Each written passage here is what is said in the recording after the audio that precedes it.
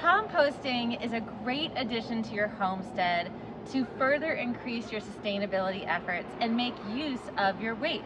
Whether it's kitchen scraps or landscape debris, there are different options for how you can turn waste into compost that you would need annually to top off raised beds or in-ground beds. You could certainly use it for pots as well, but it's a necessary contribution to growing all plants to feed the soil, and compost does just that. What you're looking at here is called a 4-bay composting system. I've built it out of heat-treated pallets, and this has held strong for maybe about 5 years now. It is starting to kind of fall apart, and we've reinforced it in some areas. Just recently we stained it, which should help the longevity as well. The most important thing in building a compost pile out of pallets is getting heat-treated pallets that will be stamped HT for heat-treated, because again, whatever goes into your soil is going to leach right into your food. So you want to make sure that these are heat-treated and not chemically treated. Pallets are something that you can usually find either on the side of the road, or you can call around some furniture stores and see if they have any extra pallets. But it really makes it easy to build a system like this.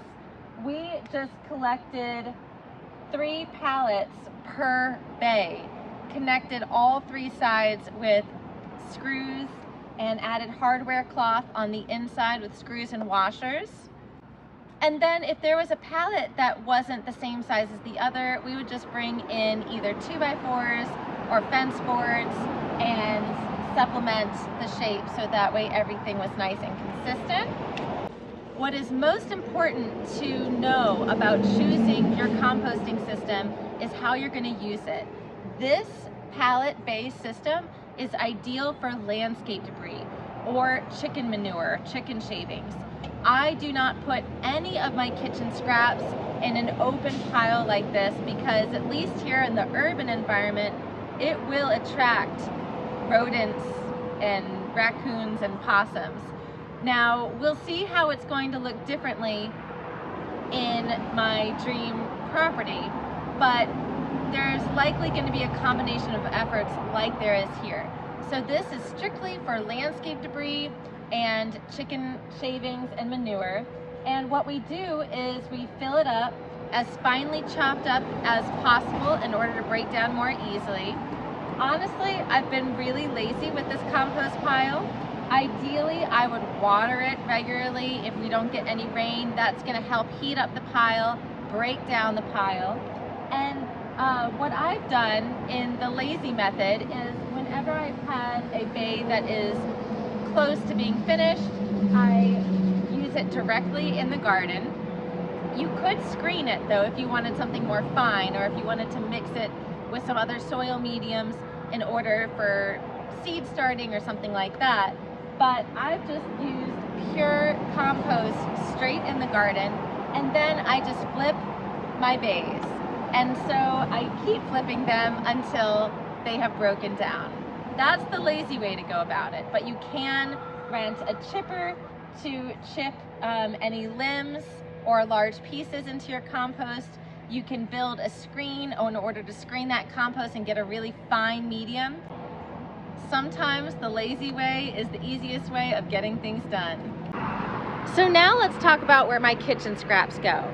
I have 2 vermicomposting systems. Vermicomposting is composting with worms, which usually happens anyways, whatever your composting setup looks like.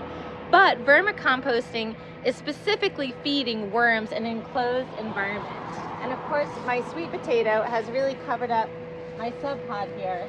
But I'm about to give you a little tour of my Subpod that is a built-in unit in my raised bed. So this is my Subpod. And I like this because it directly feeds all of the plants around here. And so what I've got in here is a little blanket.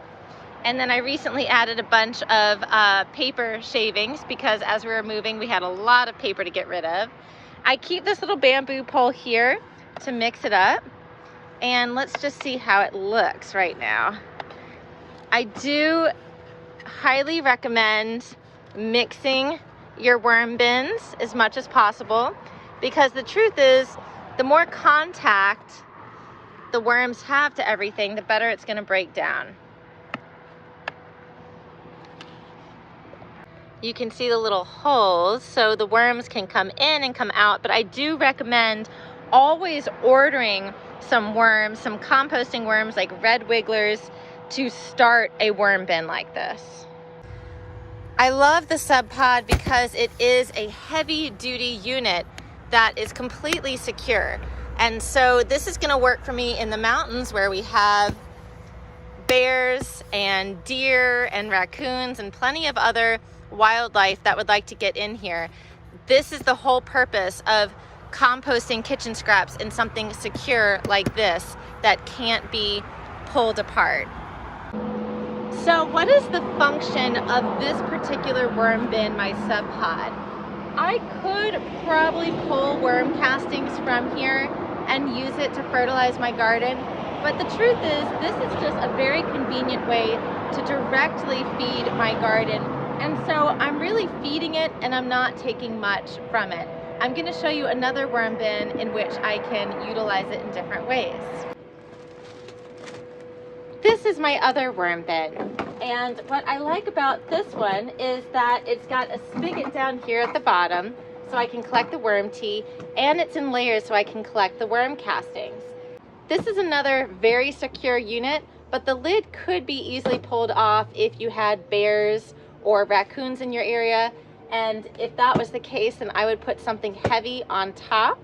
But I am planning on bringing this with me to North Georgia and having this along with more Subpods for composting. Here is my straight worm tea that I can literally just pour right into the vegetable garden or give it to plants that need it.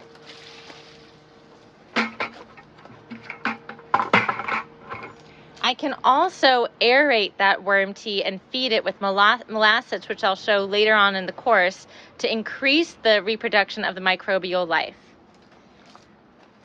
The way this unit works is you feed it from the top. I keep one of these tools nearby so that way I can easily mix it up. Sometimes when I am lazy after cooking dinner, I just put the scraps right on top, and I really should try to cut up these scraps as much as possible.